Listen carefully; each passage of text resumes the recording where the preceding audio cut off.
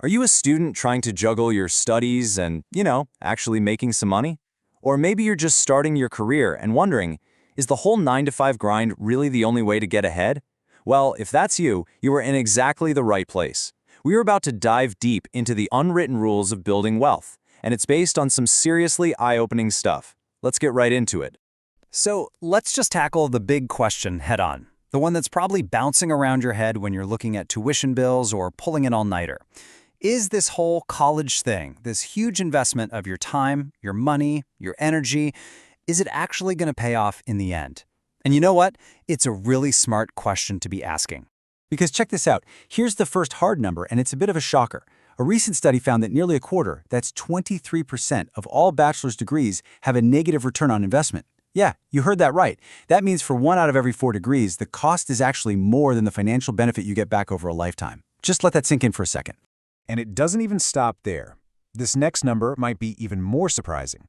41% of recent grads are underemployed. That means they're working jobs that don't even need the degree they work so incredibly hard for. So, if that traditional path is looking a little shaky, what's the alternative?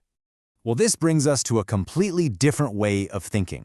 It's kind of like a blueprint that financially successful people follow to build real wealth. And, spoiler alert, it has very little to do with landing that one single perfect job. It's all about building a system. When you look at the data, a really clear pattern just jumps out at you. The vast majority of millionaires don't just have one income.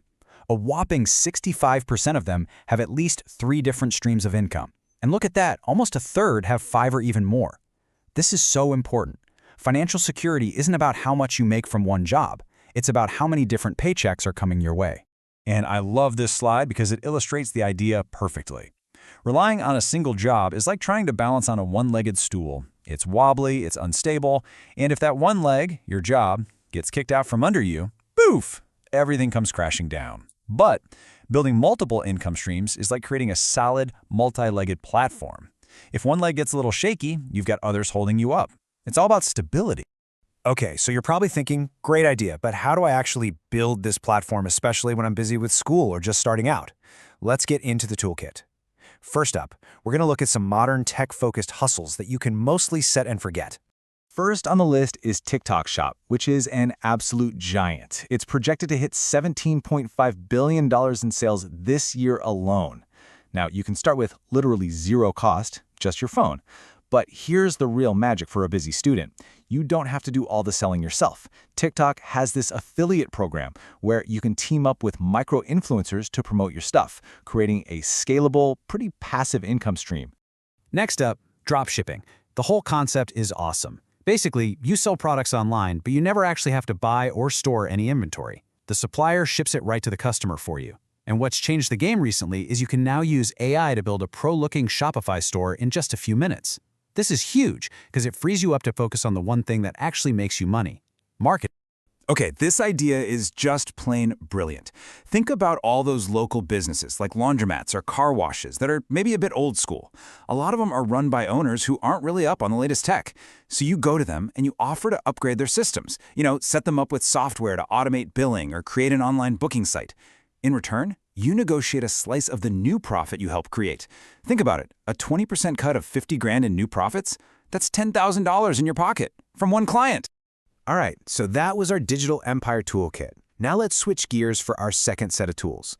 These ideas are less about automation and way more about leveraging the awesome things you already have: your unique skills, your time, and yeah, even your opinions.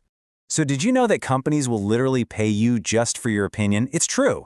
Paid focus groups are a fantastic, super low-effort way to make some serious cash. We're talking up to $250 for a single session, often right from your own couch. And here's a little pro tip. The more niche your background or interests are, the more you can earn, because your feedback is that much more valuable. Just make sure you stick to well-known, legit platforms like Respondent or user interviews to stay safe. Let's talk about the classic part-time job, but let's give it a major upgrade. Sure, a traditional job is a great way to learn responsibility, but you can level up from there. If you're in college, why not offer tutoring in the subjects you're already acing? You can earn way more than a typical student job. And the next level?